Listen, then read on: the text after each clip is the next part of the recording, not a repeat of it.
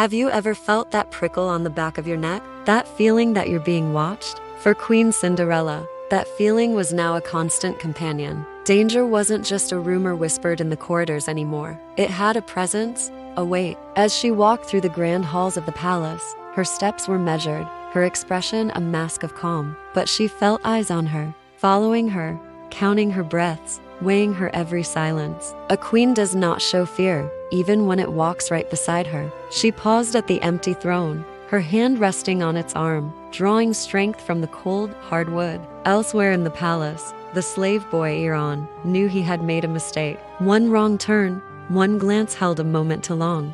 Now, guards stood where they never had before, their gazes sharp and suspicious. His heart pounded in his chest as he passed a warrior, forcing himself to lower his head. They're watching me, he thought, a cold dread washing over him. And if they see me, they will see her. Protecting the queen meant becoming invisible, but in a palace on high alert, disappearing was no longer an option. The prince wasn't following people, he was following patterns. A servant suddenly reassigned, a familiar corridor inexplicably closed off. The way whispers died the moment he entered a room. He saw the fear in the slave's eyes, the careful, tense way they moved. They know something, he murmured to himself, his gaze drifting towards the throne room. And whatever it is, it's close, very close. From his high seat, the king's voice was soft, but his command was absolute. Increase the patrols, he ordered his captain. No explanations, no delays. The warriors bowed, the clink of their armor echoing louder than ever before, a promise of violence. The palace was tightening like a fist.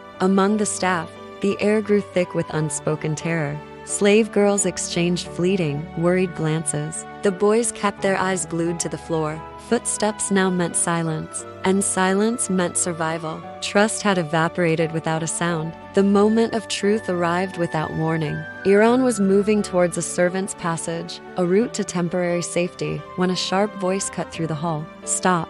A palace warrior stepped from the alcove, blocking his path. At that exact same time, the prince emerged from the shadows nearby, his eyes narrowed, and high above them all, from the throne, the king rose slowly to his feet. His voice, calm and cold, boomed through the hall. All servants will be questioned, starting tonight. Queen Cinderella, watching from her balcony, felt her breath catch in her throat. Down below, the warrior's hand reached for Iran's arm. When the palace begins to hunt, nowhere is safe. The secrets are no longer hidden. They're being hunted. What happens next? Make sure you subscribe to Fola's Tales so you don't miss a single moment. Thanks for watching.